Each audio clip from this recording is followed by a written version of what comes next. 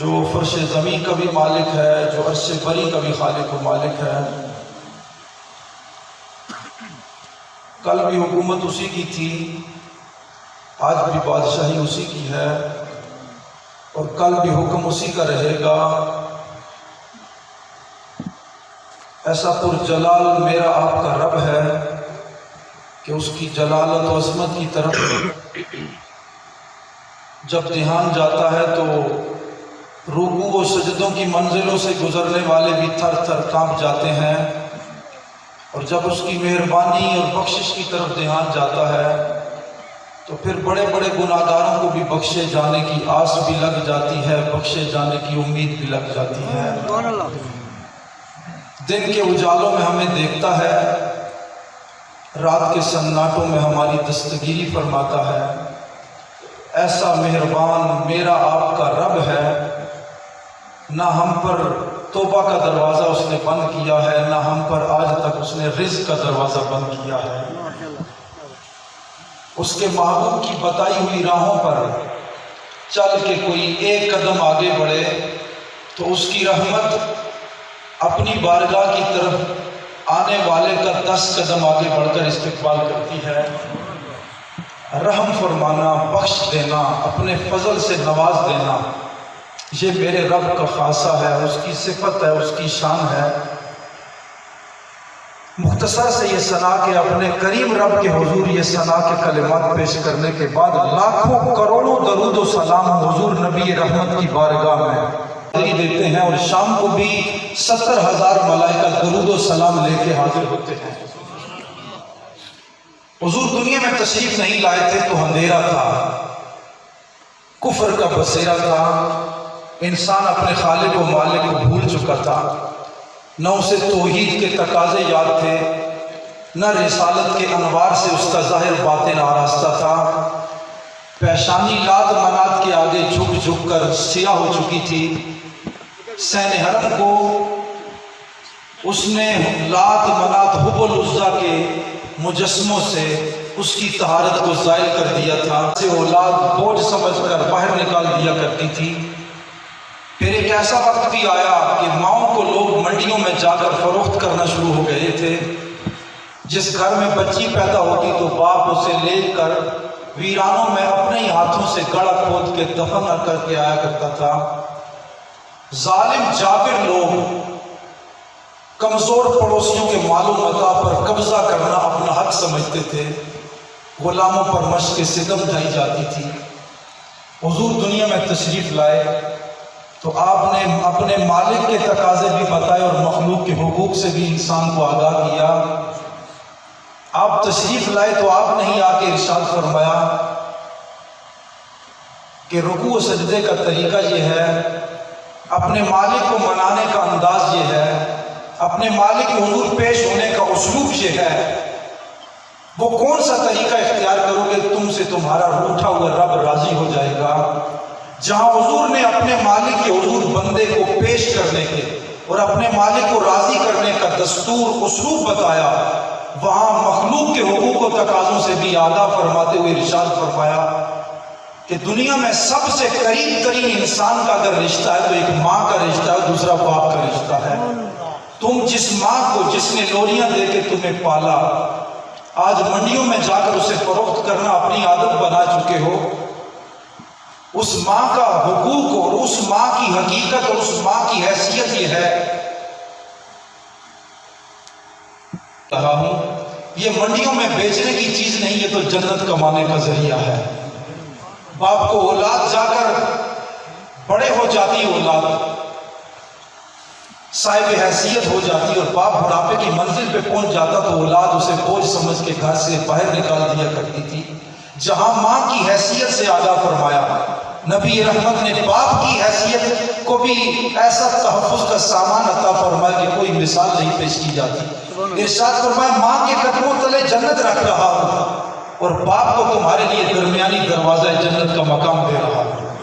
ترمذی کے دامن میں حضور کا چمکتا ہوا ایک پیغام رحمت ہے، ابو ہریرہ اس کی راوی ہیں، حضور نے ارشاد فرمایا ثلاث دعوات مستجابات لا شک فیہن، اور دوسرے مقام پر فرمایا اگر مظلوم دعا کرے گا تو اس کی مظلومیت کو بھی دیکھ کر اللہ اس کی دعا کو شرف پذیرائی عطا فرماتا ہے۔ سبحان اللہ۔ اور تیسرے مرحلے پر فرمایا کہ باپ اپنی اولاد کے حق میں دعا کر دے گا، ایک والد اپنی اولاد کے حق میں دعا کے لیے دامن پھیلائے گا تو اللہ اس کے رشتے کا لحاظ کر کے اس کی دعا کو رد نہیں کرے گا، قبول فرما لے گا۔ تلے جنت رکھی گئی اور باپ کو درمیانی دروازہ جنت کا مقام عطا کیا گیا۔ یہ ماں باپ کو مقام کس نے بخشا؟ تو ایک ہی آواز آتی ہے میلاد والے رسول اللہ صلی اللہ علیہ وسلم۔ باپ سیران دے تاج محمد ماما ٹھنڈی ماشاءاللہ سبحان اللہ۔ صاحب ماں باپ اگر راضی ناراض ہو جائیں تو اولاد اگر صحن حرم میں بھی رکوع و سجدوں سے گزرتی رہے، ماں باپ کی ناراضی کو دیکھ کر نہ اولاد کا اللہ رکوع قبول کرتا ہے نہ سجدہ قبول کرتا ہے۔ گرامی اس دنیا سے گئے، ان کی والدہ بھی پہلے یہ گھر کا آنگن چھوڑ کے عالم برزخ میں جا پہنچی، مگر ماں باپ ایسے رشتے ہیں کہ ان کا کوئی نعمت بدل نہیں ہے۔ میں نے اپنے استادوں سے ایک بات سنی آپ کی خدمت میں پیش کر کے جلدی آپ کو اختتام کی طرف لے کے بڑھتا ہوں۔ حقوق اللہ اور حقوق العباد کے بارے میں وہ درس دے رہے تھے تو انہوں نے ارشاد فرمایا کہ حقوق کی دو قسمیں ہیں، ایک اللہ کے حقوق ہیں اور دوسرے بندوں کے حقوق ہیں۔ پھر ارشاد فرمایا کہ اللہ کے حقوق 25% ہیں اور بندوں کے حقوق 75% ہیں۔ اور قرآن کی تفسیر کرنے والے اور قرآن پر کلام کرنے والے اور قرآن کا علم رکھنے والے علماء کا ایک قول یہ بھی ہے کہ اللہ کے حقوق 10% ہیں اور بندوں کے حقوق 90% ہیں۔ اللہ چاہے گا تو اپنے حق معاف فرما دے گا، مگر بندوں کے حق اس وقت تک معاف نہیں کرے گا جب تک بندوں کی طرف سے معافی کا اعلان نہیں ہو جائے گا۔ وہ بہت خوش نصیب اولاد ہوتی ہے کہ جس سے ماں بھی راضی ہوتی ہے اور باپ بھی راضی ہوتا ہے۔ حضور کا پیغام رحمت سنیے، میرے آپ کے قریب نبی نے ارشاد فرمایا رضا رب فی رضا الوالدین وسخطہ فی سخطہما۔ خلاصہ پیغام رحمت دین یہ ہے کہ جس اولاد سے ماں باپ روٹھ گئے عرشوں کا رب اس سے روٹھ گیا، اور ماں باپ جس سے راضی ہو گئے عرشوں کا رب اس سے راضی ہو گیا۔ جس اولاد کی پشت پر ماں باپ کی دعائیں پہرا دے رہی ہیں اس کے تھوڑے عملوں کو بھی اللہ پہاڑوں سے زیادہ وزنی فرما دیتا ہے، اور جس رحمتیں بھی منہ پھیر لیتی ہیں۔ میں ماں کے حوالے سے بھی کچھ گزارش پیش کرنا چاہتا ہوں اور باپ کے حوالے سے بھی کچھ۔ مکہ المکرمہ فتح ہوا، 10,000 صحابہ کا مجمع تھا صحن حرم میں۔ کعبہ معظمہ کی بستی کو بتوں کی آلائش سے پاک کر دیا گیا، توحید کے فلک شگاف ناروں سے فضائے مکہ گونج رہی تھی۔ حضور صحن حرم میں کعبہ معظمہ کے پاس کھڑے تھے اور سامنے صحابہ کے چمکتے چہرے تھے کہ صفوں کو چیرتا ہوا بندہ ایک آ گیا۔ اس نے عرض کیا یا رسول اللہ، میں نے منت مانی تھی، میں نے نظر مانی تھی کہ مکہ فتح ہوگا تو چوکھٹ کعبہ کو بوسہ دوں گا۔ یا رسول اللہ، مکہ فتح ہو چکا ہے اور دہلیز کعبہ نظر آ رہی ہے، میری نظر میری منت پوری کرنے کا وقت آ گیا ہے، میں اجازت کے لیے حاضر ہوا ہوں کہ آپ اجازت دیجیے تاکہ میں چوکھٹ کعبہ کو بوسہ دے کر اپنی نظر اپنی منت پوری کر دوں۔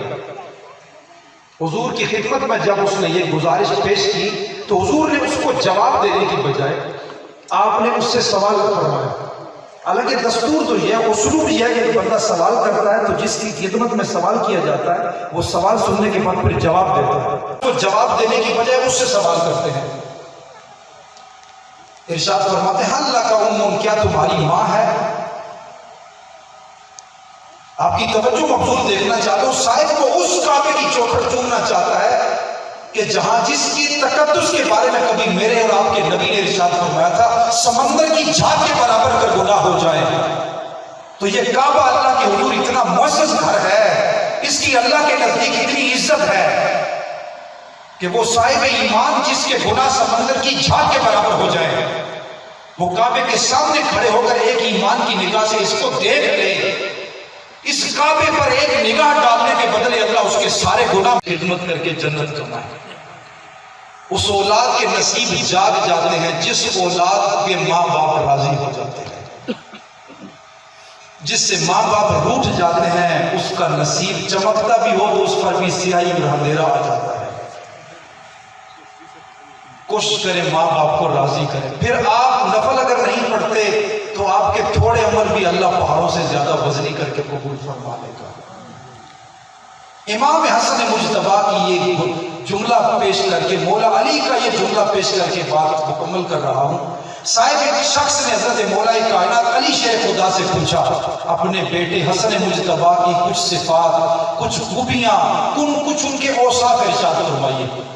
آپ نے ارشاد فرمایا میرا بیٹا حسن میرا اتنا اطاعت شیار ہے، اتنا ادب گزار ہے کہ میں دن کے وقت چلتا ہوں تو وہ میرے پیچھے چلتا ہے اور رات ہوتی ہے تو وہ میرے آگے چلتا ہے۔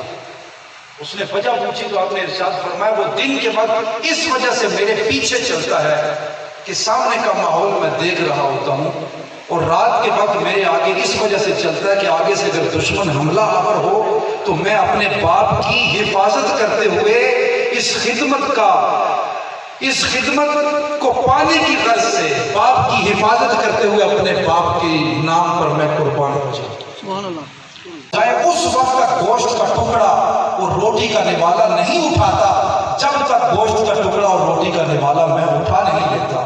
اس غرض سے ہاتھ کھینچے رکھتا ہے، رکا رہتا ہے کہ کہیں عدم آگہی کی وجہ سے کہیں وہ روٹی کا ٹکڑا اور گوشت کا وہ ٹکڑا نہ اٹھا لوں جس کو کھانے کی غرض طلب میرے باپ کے دل کے اندر پیدا ہوتی ہے۔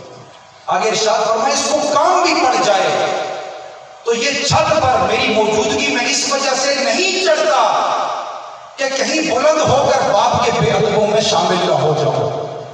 حضرت ابو ہریرہ رضی اللہ عنہ نے ایک نوجوان کو، ایک عمر کی پختہ عمر کے بندے کو جاتے ہوئے دیکھا تو اس نوجوان کو اپنی جانب متوجہ کیا، پوچھا یہ کون ہے؟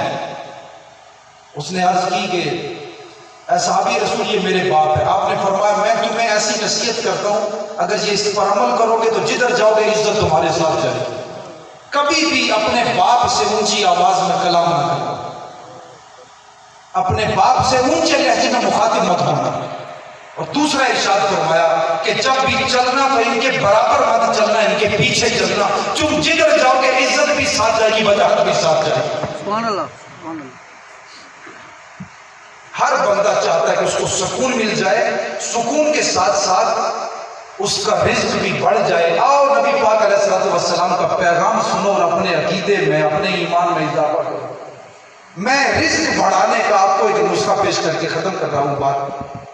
کون بندہ جو نہیں چاہتا اس کا دسترخوان فراخ ہو جائے، اس کے گھر میں رزق نعمت بڑھ جائے؟